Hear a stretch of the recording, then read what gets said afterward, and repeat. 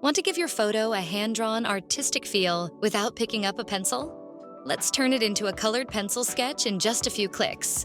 Start by uploading your photo to the photo editor. You can drag and drop it right onto the canvas. Next, open the Artsy tab on the left and scroll down to the sketch category. To achieve a colored pencil look, we'll use Color Sketch GFX. Click on the thumbnail to preview the effect. Select the checkmark to apply the effect as is. But you can also refine the details to control how bold, textured, or abstract your sketch appears. Click the settings icon to open the adjustment sliders. Amount determines the intensity of the effect, from subtle to bold. Fidelity adjusts how closely the sketch matches your original photo. Lower it for a more expressive, abstract look.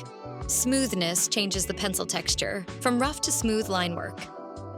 Finally, variation lets you cycle through 5 unique versions, each with different pencil strokes and shading. Once you've found the perfect combination, click Apply. To wrap it up, click Save to download your colorful sketch, or choose Print Products to turn it into a high-quality print delivered to your door.